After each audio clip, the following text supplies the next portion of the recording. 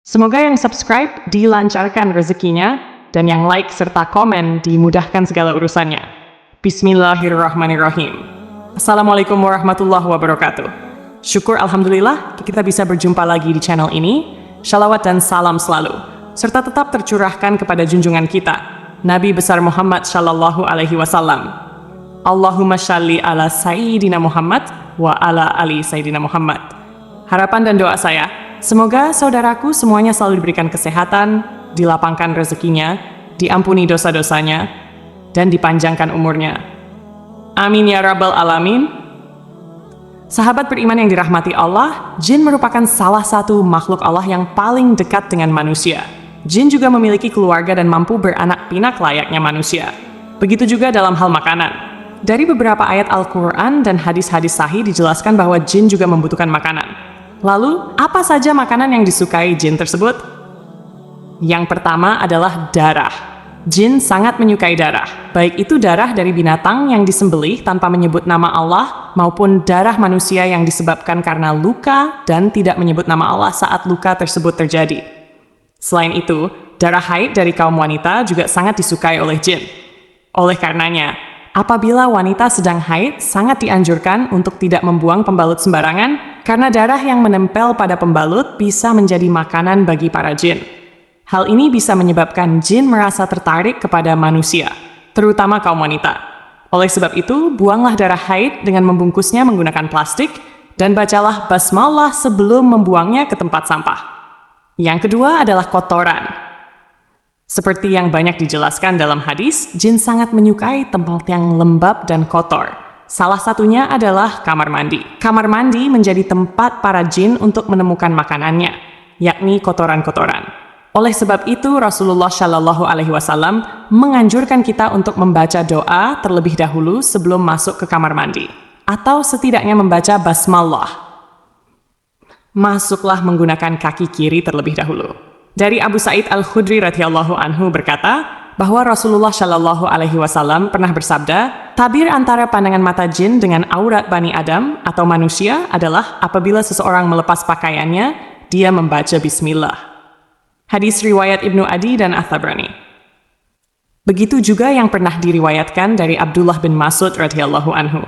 Rasulullah Shallallahu Alaihi Wasallam pernah bersabda, janganlah kalian beristinja atau membersihkan kotoran pada dubur dengan kotoran, dan jangan pula dengan tulang, karena keduanya merupakan bekal bagi saudara kalian dari kalangan jin.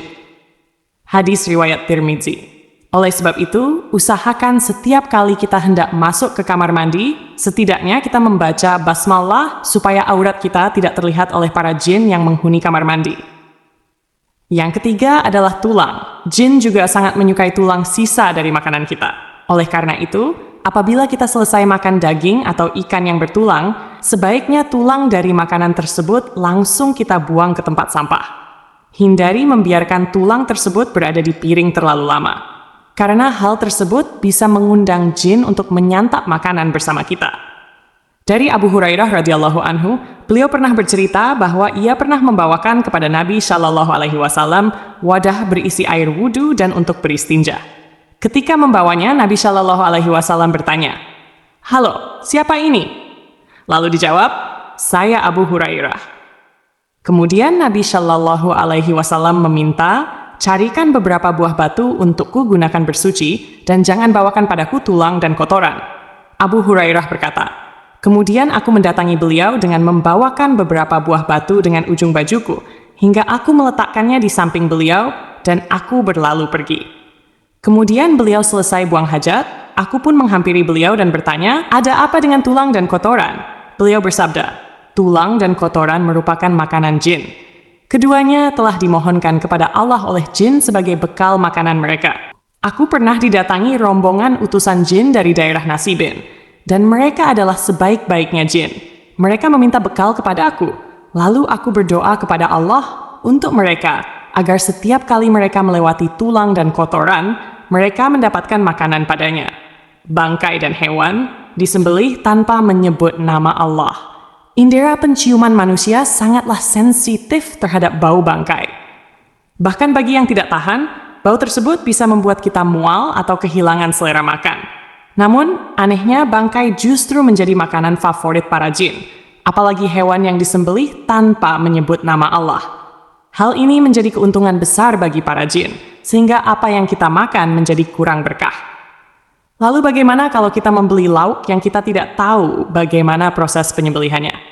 Dalam hal ini, para ulama berpendapat bahwa apabila kita tidak tahu apakah hewan tersebut disembelih dengan menyebut nama Allah atau tidak, maka sangat dianjurkan untuk membaca basmalah terlebih dahulu ketika makanan dimasak dan sebelum menyantapnya. Hal ini dilakukan supaya terhindar dari rasa was-was, karena setan selalu meniupkan rasa was-was ke dalam hati kita. Oleh sebab itu, jangan lupa untuk selalu membaca basmalah sebelum melakukan apapun. Dengan begitu, hati menjadi tenang, dan insya Allah kita akan dilindungi oleh Allah Subhanahu wa Ta'ala dari segala keburukan. Yang kelima, makanan yang dimakan dengan tangan kiri. Dari Ibnu Umar, ia berkata bahwa Rasulullah Shallallahu Alaihi Wasallam pernah bersabda, "Jika salah seorang di antara kalian makan, makanlah dengan tangan kanannya. Jika minum, minumlah dengan tangan kanannya. Karena setan itu makan dan minum dengan tangan kirinya." Lalu bagaimana dengan orang yang tidak bisa menggunakan tangan kanan? Dalam hal ini tentu ada pengecualian. Allah tidak menciptakan suatu hamba melainkan dengan kebaikan di dalamnya. Oleh sebab itu, bagi saudaraku yang lebih aktif menggunakan tangan kiri dibandingkan tangan kanan, tidak perlu merasa rendah diri atau menyalahkan ketetapan Allah.